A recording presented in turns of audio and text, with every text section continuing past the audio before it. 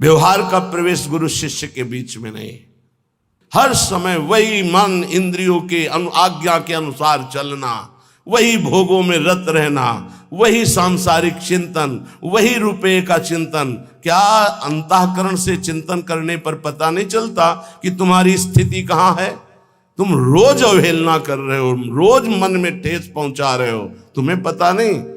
और हम तुम्हें ठेस नहीं पहुंचा रहे, हम तुम्हें उद्देश्य में पहुंचा रहे हैं। हमारे और तुम्हारे संबंध का उद्देश्य है भगवत प्राप्ति, और वो हमारी आज्ञा का पालन करने से होती, ना कि हमारे माथा पूजने से। ध्यान रखना, इस शरीर के पूजन से तुम्हें परम पद नहीं मिलेगा। यहां से जो आवाज निकल रही उसको पकड़ो, इससे परम पद मिल जाएगा। शरीर को तुमने गुरु मान लिया और उनके वचनों की अवहेलना करते हो, क्या होगा इससे? आज्ञा पालन ही सबसे बड़ी से आज्ञा सब न सो साहिब सेवा। चिल्ला चिल्ला के कहते हैं, ये 4 रुपए की सामग्री लेकर आ गए, तुम समझते हो इससे जन्मदिन मन जाएगा या गुरु पूजन हो जाएगा? मनमानी आचरण करो, जानते हो गुरु देख नहीं रहा। चाहे तुम लाखों कोस दूर हो, शिष्य बने हो, आज्ञा का पालन। 4 बातें सबको बताते हैं नियमावली में। पहला, जितनी संख्या गुरु मंत्र की दी है उसका निरंतर ध्यान रखते हुए उसका पालन करो। दूसरा, आचार्यवाणी का पाठ नित्य होना चाहिए। तीसरा, अभक्ष भोजन का त्याग होना चाहिए, और मन की वृत्तियां और बाहर के व्यक्ति के कुसंग का त्याग। ये 4 आज्ञा होती, इसी में पूरा जीवन आपका मंगलमय हो जाएगा। मानता है कोई बिरला ही ऐसा होता होगा जो गुरु आज्ञा पर चले। गुरु आज्ञा ही पूजन है, गुरु आज्ञा ही सेवा है। व्यवहार का प्रवेश गुरु शिष्य के बीच में नहीं है। आज जगत में गुरु शिष्य का संबंध केवल व्यवहार का माना जाता है। नहीं, जो जितनी आज्ञा में चले वही प्यारा शिष्य। भोगों का महत्व रखने वाला कोई गुरु नहीं होता, और भोगों को देने वाला कोई अहंकार करके वो शिष्य नहीं होता। शिष्य के पास कुछ है ही नहीं गुरु के देने के लिए, क्योंकि उसने सर्वस्व अर्पित कर दिया, वो सेवक मात्र है। सकल समर्पण प्राण धन। गुरुदेव कहा है आज्ञा करे तो प्राण दे दूं, तो मेरा क्या है? और गुरुदेव जो तत्व के ज्ञाता है, वो माया रचित वस्तु पदार्थों में प्रियता रखते हैं क्या? अभी समझे ही नहीं गुरु शिष्य के संबंध को। गुरु निरपेक्ष, शिष्य आसक्त गुरु पर। वो बड़े अभागी हैं जो गुरु से व्यवहार की याचना करते हैं, हमारी तरफ अनुकूलता प्रदान करते हुए अपना मानिए हमें। दुर्भाग्य है उनका। सद्भाग्य है जो गुरु के निरपेक्ष होने पर गुरु के अनुकूल रहते हैं। दुर्भाग्य है जो गुरु की अपेक्षा अनुकूलता की करे, कि हमसे अनुकूलता का व्यवहार करें। ऐसा नहीं। प्रवेश न ही लोक व्यवहार, तो लोक व्यवहार का प्रवेश ही नहीं है गुरु शिष्य के बीच में। आज केवल लोक व्यवहार गुरु शिष्य के बीच में माना जाता है। केवल लोक, परमार्थ का परिचय नहीं कि गुरु से हमारा जो संबंध है उसका मतलब क्या होता है। सेवक जी महाराज कह रहे हैं, इस रस की प्राप्ति के लिए प्रथम सेवो गुरु के चरण, जिनिया धर्म कहो सब करन, नाम प्रताप बतायो। जो हरिवंश नाम अनुसरहो, निस्दिन गुरु को सेवन करहो, सकल समर्पण प्राण धन, गुरु सेवा तज करहि जबानी, यह अधर्म यह सब हानि, कान्य न रसिकन मेरा है। यहां कह रहे गुरु नाम मन्ने था, अन्यथा कर दो उनकी बात को, यदि नाम रूप लीला धाम से बिलक करते हैं। बस ये बहुत जोर की बात समझनी। एक संत भगवान आए थे हिमालय की तरफ से। उन्होंने कहा कि कबीर साहब ने कहा है गुरु करे 10 पांचा। महापुरुषों के वचन उपहास में भी कभी, विनोद में भी कभी असत्य नहीं होते। तो आपका इसमें क्या भाव है कि गुरु करे 10 पांचा? उनको पूरा दोहा याद था, हम तो इतने शब्द केवल याद किए। गुरु करे 10 पांचा, 10 5 अर्थात जब तक हमें विश्राम ना मिले तब तक हमें आगे बढ़ते रहना चाहिए। जिनके वचन से, जिनके दर्शन से, जिनके संभाषण से हमारा हृदय परमानंद स्वरूप प्रभु में आकर्षित होकर दोष रहित हो रहा है, वही गुरुदेव हैं। जहां से हमें भागवतिक शिक्षा मिल रही वही गुरुदेव हैं। अनुकूलता को गुरुदेव नहीं माना जाता। आज का उपासक अनुकूलता चाहता है। हम तुम्हें अच्छा अच्छा खाने को देंगे, पैसे देंगे, कपड़ा लत्ता देंगे, तुम भजन करो, मेरे अनुकूल बने रहो। ऐसे गुरुदेव नहीं होते। धज्जियां उड़ा देते हैं अहंकार की। कैसे गुरुदेव होते? पीपाजी महाराज राजा हैं, पहुंचे दीक्षा लेने के लिए। पार्षद खड़े हैं श्री स्वामी रामानंदाचार्य जी के। अंदर प्रवेश नहीं कर सकता कोई बिना स्वामी जी की आज्ञा के, अनुमति के। स्वामी जी महाराज, पीपाजी महाराज आए, उन्होंने कहा कह दो राजा पीपाजी आए हैं, आपके दर्शन करना चाहते हैं। क्या जरूरत है इन राजाओं की, कह दो जाओ यहां से। गए और कहा स्वामी जी महाराज का ऐसा आदेश है। वो सच्चे शिष्य थे, उनका कोई त्रुटि हो गई हमसे। राजा और राजपना और वैभव, ये त्रुटि हुई, सब हटाया। साधारण वस्त्र पहने और दरबार में फिर कहा नीच अधम पीपा आया है, पूज्य महाराज जी से कह दो श्री चरणों के दर्शन करना चाहता है। सेवक वापस आता है, स्वामी जी की आज्ञा, यहां खड़े क्या कर रहे हो, वो कुआं है उसमें गिर के मर जाओ, जाओ। चल पड़े। सेवक बताता जा रहा, स्वामी जी बिल्कुल कुआं के नजदीक पहुंच गए, अब बस गिरने ही वाले, रोक लो उनको। रुक जाओ, स्वामी जी का आदेश है, कदम रोक, वापस आओ। चलो स्वामी जी के दर्शन करने। वो सदैव पर्दे में रहते थे। स्वामी श्री रामानंदाचार्य जी पर्दे से बात करते, जब तक अधिकारी नहीं तो पर्दा नहीं हटाते थे। अगर बात भी करेंगे तो पर्दा लगा के करेंगे, आप डायरेक्ट उनको नहीं देख सकते। स्वामी जी महाराज ने पर्दा हटवाया। क्यों? क्योंकि राज्य का अहम त्यागा और प्राणों का मोह त्याग दिया, अब शिष्य बनने का अधिकारी है। जाओ, अभी गुरु मंत्र नहीं देंगे, हम आकर देंगे तुम्हारे राज्य में स्वयं आकर। जी, आज से हमारा जीवन आपके चरणों में समर्पित है। जब उचित समझना तब आकर कृतार्थ कर देना। ये समर्पण, यहां व्यवहार का समर्पण माना जाता है। गुरु हमारे अनुकूल चले, हमारा व्यवहार स्वीकार करें। प्रवेश ना ही लोक व्यवहारतो, गुरु शिष्य के बीच में लोक व्यवहार का प्रवेश नहीं है, सिर्फ परमार्थ का संबंध है। बोले गुरु पूजन करना है, गुरु पूर्णिमा है या अमुक उत्सव है। गुरु पूजन किसे कहते हैं? चंदन लगा दिया, माला पहना दिया, कुछ भेंट रख दिया, फल फूल रख दिया, इसे व्यवहार कहते, पूजन नहीं कहते। ये व्यवहार है। और प्रवेश नहीं लोक व्यवहार, तो गुरु शिष्य के बीच में व्यवहार का प्रवेश नहीं है, तो पूजन किसे कहते हैं? पांचों ज्ञानेन्द्रियां, पांचों कर्मेंद्रियां और अंतःकरण चतुष्टय आपकी आज्ञा में रहेगा। पूरा समर्पण आपका, सकल समर्पण, प्राण धन। गुरु सेवा क्या? हमारी इंद्रियां, हमारा मन, हमारा प्राण आपके चरणों में समर्पित है। जो आज्ञा करोगे वचनम करिष्येत, मैं वही करूंगा जो आप आज्ञा करोगे। ये है पूजा। और ऐसी पूजा करने वाले शिष्य को श्री जी की प्राप्ति होती है, भगवत तत्व का बोध होता है। लेकिन प्रायः मनमानी आचरण करे, किलो 2 किलो आकर फल चढ़ा दे, 1-2 लाख रुपया चढ़ा दे, खूब वस्तुएं भेंट कर दे, सोचे गुरु को प्रसन्नता हो जाएगी। तो जो गुरु नहीं है उसको प्रसन्नता हो जाएगी, जो गुरु है उसको प्रसन्नता नहीं होगी।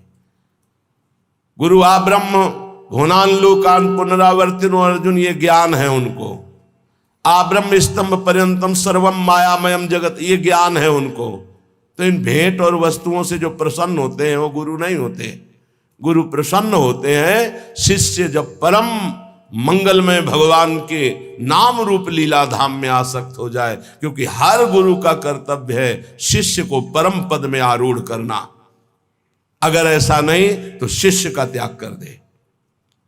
अगर ऐसा नहीं तो कह रहे गुरु नाम मन्ने था, गुरुबल तजेऊ कंत ब्रज बनितन भे मुद मंगलकारी। यह अध्यात्म है, परमार्थ है, डरने की जरूरत नहीं। अपराध मत करना। भगवत विमुख मार्ग में हमें कदाप कदम नहीं रखना, चाहे कोई भी हो। नाम रूप लीला धाम, ये इनकी जय जयकार है अनंत ब्रह्मांडों में, महर्षियों में, ब्रह्म ऋषियों में, बड़े बड़े ज्ञानियों में, योगियों में, भक्तों में सर्वत्र पाया गया है। और जहां ये नहीं है तो कुछ नहीं है। चाहे कोई कितना भी बड़ा ज्ञानी हो, भगवत आराधना करते पाया गया है। वो अपने आत्मस्वरूप श्री हरि का चिंतन, हरि का गुणगान करते पाया गया है। इसलिए जो गुरु धाम नाम रूप लीला इनसे विलग कर दे, तो कह रहे हैं मन्यथा, उनके वचनों को अन्यथा कर दो। प्रविष्ण ही लोक व्यवहृतो, क्योंकि गुरु और शिष्य के बीच में व्यवहार का प्रवेश नहीं है। शुद्ध परमार्थ, उनकी आज्ञा पर चलना। समय को सर्वत्र से हटा करके एकमात्र नाम और मंत्र में लगाना, ये गुरु की आंतरिक इच्छा होती है। लेकिन ये बहिर्मुख समय को काटने के लिए व्यवस्था करते कि मेरा समय कैसे कटे, इसलिए व्यवहार की व्यवस्था, व्यवहार की स्थापना करते हैं। व्यवहार परमार्थ से विमुख करने वाला होता है। परमार्थ में स्थित महापुरुष व्यवहार को भी परमार्थ बना लेता है, लेकिन व्यवहारिक व्यवहार में ही फंसा रहता है, परमार्थ को नहीं जानता है। हम महापुरुषों की होड़ नहीं कर सकते कि वो महापुरुष व्यवहार में लग गए हैं तो हम भी व्यवहार में लग जाए। वो व्यवहार में नहीं लगे, वो परमार्थ को व्यवहार में उतारा और व्यवहार को परमार्थ बना दिया। और आप व्यवहार से व्यवहार में ही हैं, परमार्थ का बोध नहीं है, तो आपका गुरु के वचनों में प्रवेश नहीं है, समझ नहीं पाएंगे। कुछ लोग समझते हैं कि हम कुछ गुरु को दे करके और संबंध की पुष्टता रखते हैं। गुरु को क्या देना है? तुम क्या समझते हो? गुरु को भिखमंगा जानते हो क्या? नहीं माना क्या गुरु साक्षात परब्रह्म? जब परब्रह्म माना है तो कुछ देकर तुम उन्हें प्रसन्न कर सकते हो। वो कुछ लेने वाले हैं, अरे वो सर्वस्व देने वाले हैं। अपना जीवन, अपना प्राण, सर्वस्व मंत्र दे दिया, उनको तुम क्या दोगे? कितने गुरुद्रोही हो। उनके वचनों की अवहेलना करके मनमानी व्यवहार की स्थापना, व्यवहार में चलना। अरे जहां श्री जी हैं वहां पहुंचाने के लिए गुरुदेव हैं, तब भगवत मार्ग का प्रकाश होता है। इसीलिए श्रीपाद कह रहे हैं जो नाम रूप लीला धाम से विलग कर दे। बड़ी विडंबना है जीव की, बड़ी विडंबना है। देहाभिमानी जीव पुजवाना चाहता है, भांटगिरी गुरु से करवाना चाहता है। भांटगिरी का समझते हो? अरे वाह भाई वाह, इनके जैसा, प्रिया जैसा कोई नहीं, लाल जैसा कोई नहीं, प्रिया लाल जैसा कोई नहीं। तुम्हारे जैसे मच्छर अनंत ब्रह्मांडों में पैदा होते हो, मरते मिटते रहते हैं। भगवान का दास तुम्हारी भांटगिरी करने के लिए नहीं आया, वो भगवान का भाट है, वो भगवान का जस गाता है। मच्चित्ता मदगत प्राणाबोधयंता परस्परम कथयंत च माम नित्यम तुष्यंत च रमंत च। अगर हम सब अपनी मर्यादा में स्थित रहे तो कौन ऐसा जगत में जिसका मंगल न हो सके। हमें अपनी मर्यादा भूल गई, हम विषयों को प्रिय मानने लगे, विषय दाता का भांटगिरी करने लगे, वाहवाही करने लगे। इसीलिए उनका अर्थ के प्रति ममत्व, भोगों के प्रति ममत्व और दृढ़ हो गया कि जब ये हम गुरु जी के देते तो गुरु जी मुस्कुरा देते। जबकि उल्टा होना चाहिए कि गुरु की दृष्टि पड़ते ही पता चलना चाहिए मैं किसी काम का नहीं गुरु के। अगर मंत्र नहीं, नाम जप नहीं, साधना नहीं तो गुरु की मुस्कुराहट नहीं। ये मार्ग है परमार्थ का। तब लग जोगी जगत गुरु, जब लगी रहा निराश, और जब आशा मन में भई तो जग गुरु जोगी दास। परमार्थ है। परमार्थ को समझना, परमार्थी किसी महापुरुष की लंगोटी धोने पर, उसकी चरण रज में लोटने पर परमार्थ का ज्ञान होता है, शास्त्रों के केवल स्वाध्याय से नहीं। नहीं तो शास्त्र स्वाध्याय करके सब परमार्थी हो जाते। रहु गणित तत्तपसा न याति न चेज्या न निरूपणात् ग्रहाद्वा न छंदसा। छंदसा वेद श्रुतियों को कहते हैं। वेदों के स्वाध्याय से तत्वबोध नहीं हो जाता। गृहस्थ धर्म का पालन, सूर्य चंद्र आदि की उपासना, इनसे तत्वबोध नहीं हो जाता। नहीं जलाग्नि सूर्यो, तो कैसे होता है? बोले बिना महात्पाद रजो विषेकम, महापुरुषों की चरण रज में लौटने से। कल कुछ विरक्त जन आए, उन्होंने कुश चढ़ाया, इतना सुख मिला कि जैसे पूर्व स्मृति की उपनिषदों में जब जाते हैं विरक्त जन गुरुजनों के पास, तो दुर्वांकुर और कुश अंकुर लेके जाते हैं। बड़ा सुख मिला गया। पहली बार किसी ने भेंट चढ़ाई अकिंचन भाव से, और प्रियाजू का जस, प्रियाजू के और वैदिक मंत्रों का उच्चारण, हृदय से हम उनका आदर करने का भाव हुआ। आज हम केवल महत्व बुद्धि, अर्थ में केवल दिमाग में रुपया, केवल दिमाग में भोग सामग्री, परमानंद प्रदान करने वाला यह अध्यात्म, ब्रह्मा तक के वैभव को भी ये वमन और विष के समान अनुभव कराने वाला अध्यात्म आज अर्थ प्रधान बुद्धि कर दिया। कलयुग ने अर्थ प्रधान बुद्धि। श्रीपाद 500 वर्ष पहले कह रहे हैं, जिसके संग से प्रिया प्रीतम का रंग, नाम रूप लीला धाम का रंग चढ़े, अगर कोई इनसे बिलक करे, अन्यथा उनकी आज्ञा का, गुरु नाम अन्यथा, उनकी बात अन्यथा कर दो। क्योंकि गुरु शिष्य के बीच में व्यवहार नहीं, परमार्थ का है। परमार्थ समझना ही नहीं चाहते, समझना ही चाहते।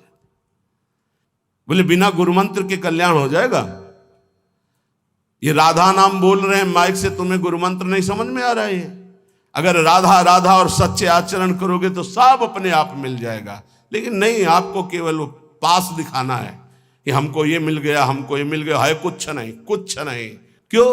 पाए रतन चीन्हो नहीं दीन्हो करते डार, ये माया श्री कृष्ण की मोहे सब संसार। हाय हाय, जिसमें रुपया पैसा भोग सामग्री, उसी में फिर हाय हाय।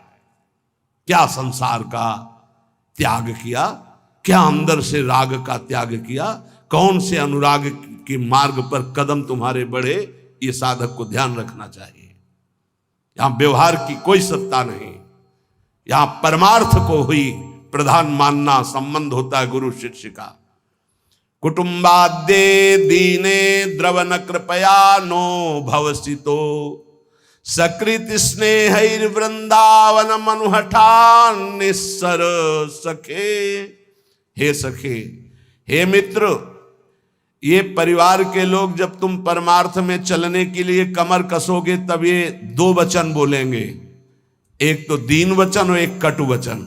दीन वचन, बहुत भजन करने लगे हो, देखो आज से तुम्हें हमारी कसम है, अगर तुम माला जपोगे ना तो फिर ध्यान दीजिए, हम आपके बिना जी नहीं सकते। दीन वचन, ऐसे प्रियता के वचन भगवत मार्ग में मत। और कटु वचन, आज से अगर भजन किया ना तो हम आत्महत्या कर लेंगे। ऐसे हमारे सामने उपस्थित हुए हैं जन, जिनको परिवार के जनों ने ऐसा। हाँ, कभी ये शराब पीने गया, तुमने मना किया, कभी व्यभिचार करने गया, कहा कि आज से अगर कभी व्यभिचार करोगे तो फांसी लगा लेंगे, कभी नहीं। माला लेकर अगर सत्संग सुनना शुरू किया, भजन शुरू किया, तो तुम परिवार हो उनके। तुम्हारे जैसा दुश्मन और कौन हो सकता है संसार में। जाके प्रिय न राम भय देही, तजिए ताहि कोटि बैरिसम जद्य परम स्नेही। अगर परमार्थ में कमर कसा है, गुरु चरणों का आश्रय लिया है, तो ये शब्द कान में बैठा लो, केवल माया सत्य सच्चिदानंद प्रभु सबके हृदय में, उन पर दृष्टि रखो और उनको प्यार करो, और बाहरी शब्दों का कोई आदर नहीं। कुटुंबाद्ये दीने द्रव न कृपया, द्रवित मत हो जाना इनके वचनों में, और भयभीत मत हो जाना इनके वचनों में, कुछ नहीं होता। ये मायाकृत केवल बातें हैं, फिर सब वैसे ही राग रंग में मगन रहते हैं।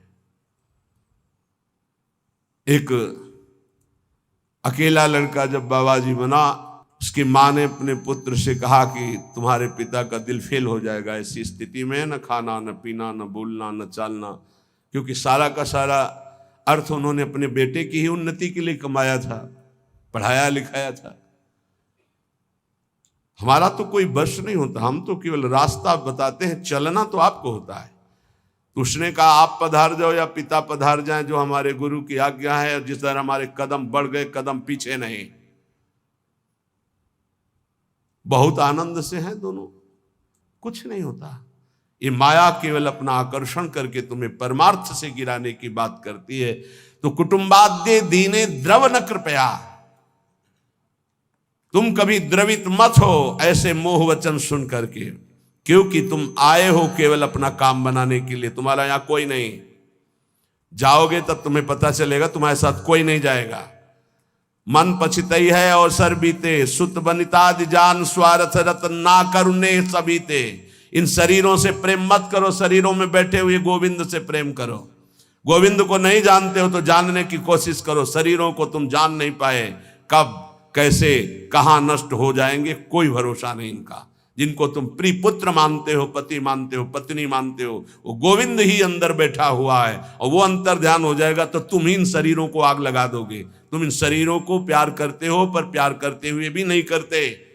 तुम उस अव्यक्त परमात्मा को प्यार करते हो जो सबके हृदय में बैठा है, पर उसे जानते नहीं हो, उसे मानते नहीं हो, इसलिए दुर्गति को प्राप्त हो रहे हो। नो भाव, अब ये संसार में डूबने का अवसर नहीं है, निकलो। बिल्कुल सत्य बात सुन। संसार से निकलने के लिए नहीं कि घर छोड़कर बाबा जी बन जाओ। बाबा जी बनने से परम पद थोड़ी मिल जाता है। भजन करने से, वैराग्य से। बाबा की कोई साधारण समझ में, जिसको देखो संत बनना कोई खेल समझ रहे हो? इन पूछो उन बच्चों से जो नौजवान बच्चे हैं कि ऐसे जैसे आग में रख दिया जाए ऐसे जलते हैं। तुम क्या जानो, क्योंकि उसी मार्ग में चले तो हमें पता है। ये अवस्था 18, 20, 22, 24, 30 ये आग की अवस्था है। इस आग में ब्रह्मचर्य रह रहे हैं, इस संयम से रह रहे हैं, कोई मनोरंजन नहीं, किसी से मिलना जुलना नहीं। प्रणाम है, भगवान की बड़ी कृपा है इनके ऊपर, जो ये अपने धर्म में टिके हुए लक्ष्मण रेखा के अंतर्गत जीवन को समर्पित किए हुए। अब कुछ बने न बने, पक्का विश्वास करो, वृंदावन में बैठे हो बस ऐसे ही रेखा के अंदर रहना, और श्री जी ना मिल जाए तो मुझे बताना कि हम तुम्हें वहीं मिलेंगे। पक्का जाके व्यवस्था हमें को तो करनी है, तुम्हें चिंता नहीं करनी। बस लक्ष्मण रेखा के सच्ची कह रहा हूं, मंदिर में चढ़ के कसम खवाई जाती है, हम वृंदावन में चढ़ के बैठ के बोल रहे हैं। अगर लक्ष्मण रेखा के अंदर रहे, गुरु आज्ञा के अंतर्गत, तो तुम गिरो चाहे खड़े हो, इससे हमें मतलब नहीं है। रहना लेखा के अंदर, यहां ये नहीं कि गिर गए तो नहीं। अवगुण करे समुद्र सम गणत न अपनो जान, राई के सम भजन को मानत मेरु समान। ऐसी लाडली के शरणागत है। वृंदावन ही प्रभाव सुन अपनो ही गुण देत, जैसे बालक मलिन को मात गोद भर लेत। माँ ये नहीं देखती कि बालक सोच लपेटे है, माँ देखती सिर्फ बालक है मेरा, दूसरे देखते सोच लपेटे। ऐसे ही इष्ट और गुरु का अनंत माताओं जैसा दुलार होता है। बस आप उनकी आज्ञा पर बने रहना। राई के सम भजन को मानत मेरु समान। एक राई छोटा दाना होता है, इतने भजन को सुमेर पर्वत के समान मानती हमारी लाडली जू, और समुद्र के समान अपराध बन जाए तो मानती ही नहीं कि अपराध हुआ। इसीलिए हम कह रहे राधा राधा बोलो। महारानी की करुणा के आगे कोई सिद्धांत नहीं चलता। प्रीति न काहू की कान विचारे। महारानी आज्ञा कर देंगे तो महाराज दस्तखत किए ही बैठे हैं, पक्का समझ लो। महाराज की कलम वहीं चलती जहां महारानी के नेत्र होते, ध्यान रखना। महारानी के कृपा नेत्र हैं तो अनुल्लिख्यानंतान तदपराधान मधुपतिर, क्योंकि अनंत ब्रह्मांडों के जज आप ही हैं। यमराज का हिसाब भी आप ही करते हैं, आपसे बढ़कर कोई नहीं। और आप हमारी प्यारी जू के बिना मोल के बिके हुए निर्तन भ्रकुटि बदन अम्बुज मृदु सरस हास मधु बोलन, अति आसक्त लाल अलिलंपट बस कीन्हे बिनु मोलन। बिना मोल के बिके हुए हमारे श्री लालजू महाराज लाडली जू के प्रेम में। तो कह रहे सकृत स्नेह वृंदावन मनु हठान्य सर सखे। हे मित्र, एक बार वृंदावन का रंग रसिकों के संग से चढ़ गया तो निस्सार संसार, यहां से लेकर ब्रह्मलोक तक परम सार प्रेम हृदय में प्रकाशित हो जाएगा। महारंकत्वे वा परम विभवे वा बहुतरे सुखे वा दुखे वा यशसि बहुले यथाप्यशसि। मणौवा लोष्टेवा सुहृदि परमे वी द्वेषति वा समादृष्टिर नित्यम मम भवतु वृंदावन जुषहा। बहुत महिमामयी बात।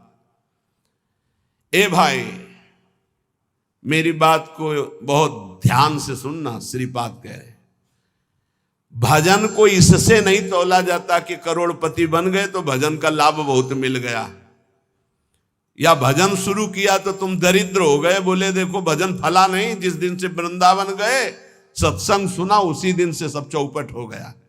दोनों बातें समझना।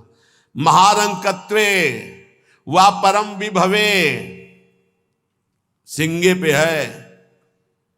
अगर रसिकों के संग का रंग चढ़ेगा तभी इस मार्ग में चल सकते हो, नहीं तो फिसलन ही फिसलन है। महारंकत्व हो सकता है जिस दिन से भजन शुरू करो उस दिन से शुरू हो जाए तुम्हारा पाप का संयोग जो पूर्व जमा हुआ है, क्योंकि नष्ट होकर अब तुम्हें भगवत प्राप्ति करानी है। कल एक साधक भारी रोग से ग्रसित, और वो बोला कि हमें लगता है कोई वैष्णव अपराध बन गया। क्यों? नहीं, ये शरीर में। अरे बावरेपन में हम कह रहे शरीर रोग से ग्रसित है तो बुद्धि को तो स्वस्थ रख ले। बुद्धि रोगी हो गई तो शरीर स्वस्थ होने पर भी महान नरक जैसा उसको दिन और रात व्यतीत होता है, नारकी भोगों का चिंतन करते हुए। कोई अपराध तब बनता है जब अहंकार होता है, ध्यान रखना। और तुम जो सब शरणागत हो, रोज ऐसा मंजना लगता है कि तुम्हारे अहंकार चढ़ पाएगा। रोज बर्तन मांजा जाए तो चाहे जितना गंदा हो एक दिन चमकने लगता है। ये सत्संग भाग भर मत जाना, पक्का समझना। जितने बैठे हो अनुभव कर लेना, जहां कमजोरी है यही लगेगा सिर्फ मेरे लिए बोला जा रहा है। और सत्य मानना, ये सत्संग है, ये सार्वजनिक भगवदानंद के लिए किसी व्यक्ति का लक्ष्य करके नहीं, सार्वजनिक सार्वभौम सत्संग होता है। शरीर का रोगों से ग्रसित हो जाना या कोई विपत्ति आ जाना ये हमारे पूर्व अपराध का है, पूर्व पाप का है। वर्तमान में यदि वैष्णव अपराध होगा तो शारीरिक दंड नहीं मानसिक दंड होगा। क्या? आपका भजन रोक दिया जाएगा। तत्कालिक आप बहुत शुद्ध वैष्णव पवित्र हृदय के हैं, अगर कोई त्रुटि हो गई तो तत्कालिक दंड मिलता है। खोपड़ी दीवाल में लग गई, चबेटा लग गया, दांत से जबान कट गई, अचानक कोई ऐसी घटना घट गई, थोड़ी मोड़ी चोट, ऐसा असाध्य रोगों का सृजन पूर्व शरीर रचने के पहले ही होता है, जो पूर्व पाप से है। आज हम भजन कर रहे हैं लेकिन पूर्व पाप रचित इसमें जो सृजन किया गया रोग वो पहले का है, आज से थोड़ी उत्पन्न हुआ है। तो साधक को बहुत विवेकवान रहना चाहिए, नहीं तो अब हमारा शरीर अस्वस्थ और बुद्धि अस्वस्थ। यही मूर्खता नहीं, शरीर स्वस्थ और बुद्धि स्वस्थ है तो हम परमानंद में मगन, ठिंगे पे रखा है। हमारी बात को समझना। हमारी बुद्धि भगवदाकार है तो पूरे शरीर में कीड़ा पड़े हो, गलता लगाओ तो कुछ फर्क नहीं है।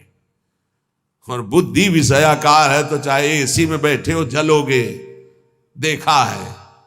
इन समस्याओं का समाधान करने के लिए ही अध्यात्म है, रुपया नहीं है, पद नहीं है। समस्त समस्याओं का समाधान अध्यात्म से होता है, विवेक से होता है। ध्यान दीजिए, परमार्थ पे चल रहे हो तो महारंकत्वे वा परम विभवे, हमारे कदम नहीं रुकेंगे। चाहे हमें ऐसी परिस्थिति दे दी जाए कि भोजन के लिए भी तरसने लगे, और चाहे परम विभवे, ऐसा होता है। ये ना सोचे दोनों बातें होती हैं। एक है चक्रवर्ती सम्राट अम्बरीश जी महाभागवत, और दूसरे चीदर चिदरानी जी महाभागवत, जिनके यहां आती थी पीपाजी सीता सहचरी आते तो अंदर जाकर अपनी पत्नी से कहते कि आज तो बहुत बड़ा अनर्थ हो जाएगा। उनका क्यों भगवान? बोले बहुत बड़े संत अतिथि आए और आज हमारे पास कुछ नहीं है। जरा विचार करना, उनके घर में दरवाजे और खिड़की भी नहीं रह गई थी। क्यों? संत आते तो खिड़की बेचे आए, 4 मुट्ठी चावल उबाल कर उनको पवा दिए, दरवाजा बेचे। मिट्टी का पात्र था जिसमें रसोई अमनिया करते थे, कुछ नहीं रह गया था जो बेचा जा सके। एक वस्त्र शरीर में था चिदरानी जी के। उन्होंने कहा भगवान अतिथि भूखा नहीं जाएगा। पढ़ के देख लो भक्तमाल जी में श्री नाभा जी ने चरित्र लिखा, जो दिव्य दृष्टि संपन्न महापुरुष। कहा कैसे? बोले वस्त्र है ना कुछ तो बिक ही जाएगा, तो अतिथि को कुछ ना कुछ 4 मुट्ठी चना ही मिल जाएगा। अतिथि तो भूखा नहीं जाएगा, संत तो भूखे नहीं जाएंगे। और महाभागवत जिनके दर्शन करने द्वारिकाधीश के दिव्य दर्शन करके सीता सहचरी और पीपा जी आ रहे हैं, उनके दर्शन करने। स्थिति क्या है? खाने पीने की तो बात जाने दो, पहनने के लिए भी सीधे वस्त्र नहीं। एक ही वस्त्र था चिदरानी जी के, उतार के दे दिया। बेचा जाके जो कुछ बिका, जो कुछ भी रूखा सूखा पत्तल में लगाया और बाहर पीपा जी सीता सहचरी के साथ पाओ भगवान। वो समझ गई, स्थिति महारानी थी बहुत प्रवीण, समझ गई कि भोजन देख के समझ गई कि स्थिति क्या, घर देख के उनकी वेशभूषा। तो उन्होंने कहा कि भक्तानी जी को भी बुलाओ, चारों बैठ कर पाते जो भी है। वहां नहीं आप पाइए, वो तो रसोई में है। तो उनका फिर क्या होता, मैं रसोई से लिवा लाती हूँ। अब उनको अगर पीपा जी कहते तो शायद चीदर जी कहते कि आप रुक जाओ, लेकिन सीता सहचरी जी तो सीधे रसोई में गई तो दिगंबर बैठी थी। समझ गए देखते अंदर घर का हाल देखकर उनको आंसू आ गए, क्योंकि महारानी रह चुकी है वो स्वयं तो परम वैराग्य से रहती थी, टाट लगा के। महारानी होते हुए भी टाट लगा करके भगवान की भक्ति में। सीता सहचरी जी बहुत ही ज्ञान संपन्न देवी, देखते ही उनको समझ में आ गया कि वो अकिंचनता की हद है इनके घर में, खाने के लिए दाना नहीं, कहीं कुछ नहीं। और तो उन्होंने कहा देवी तुम निर्वस्त्र कैसे बैठी हो? तब उन्होंने कहा अरे हमने सुना था आप द्वारिकाधीश के दर्शन करके आ रही, तो जब मिलेंगी तो रूप माधुरी का वर्णन करेंगी प्रभु की। क्या इस नासवान शरीर की चर्चा चला दी? जब पैदा हुआ था तो आभूषण और वस्त्र पहन के थोड़ी हुआ था, दिगंबरे हुआ था। और जब जाएगा तो जला दिया जाएगा। बीच में अगर दिगंबर है तो क्या फर्क पड़ता है? बाहर आई और पीपा जी से कहा इनकी निष्ठा के आगे हम लोग कुछ नहीं है। उनको था कि राज सुखों का त्याग करके कष्टपूर्वक भगवान का भजन करते हैं, ये अद्वितीय रहनी है। पर उन्होंने कहा जो चिदरानी जी की रहनी, उसके सामने हम कुछ नहीं है। पूरी स्थिति बताई तो पीपा जी कांप गए। ऐसी स्थिति देखो, महारंकत्वे अम्बरीश जी चक्रवर्ती सम्राट परम विभवे, ये भक्तों में दोनों स्थितियां पाई जाती। इन स्थितियों से भक्ति का कोई संबंध नहीं। ये पूर्ण पुण्य का संयोग बनता है तो मान वैभव संपन्न है। एक अकिंचन भाव से रह रहा है, नहीं है उसके पास, तो ये भक्ति से तुलना नहीं की जा सकती कि इसकी भक्ति कमजोर है, इसके पास वैभव नहीं, उसकी भक्ति बहुत जोर है क्योंकि उसके पास वैभव नहीं। महारंकत्वे वा परम विभवे, भक्ति से इसकी तुलना ना की जाए कि उनकी भक्ति जोर की है, खूब सुख संपन्न है, और उनकी भक्ति रंग नहीं ला रहे। देखो खाने पीने की भी व्यवस्था नहीं, भक्ति का रंग अलग होता है। देखो चिदरानी जी और देखो अम्बरीश जी, दोनों महाभागवत, एक चक्रवर्ती सम्राट और एक खाने को भी नहीं, दोनों महाभागवत। ऐसे ही आप जब भक्ति के मार्ग में उतरे तो महारंकत्वे हो सकता है, ऐसी परिस्थिति आ सकती है। हिम्मत मत हारिए। ये जरूर ध्यान रखिए कि अखिल विश्व ब्रह्मांड की रचना एक पलक झपकते जिस मालिक ने की उसका मैं दास हूं। इसी ठसक में नरसिंह मेहता जी का भात द्वारिकाधीश ने स्वयं भरा और सब जानते हैं सोने चांदी की वर्षा करवा दी।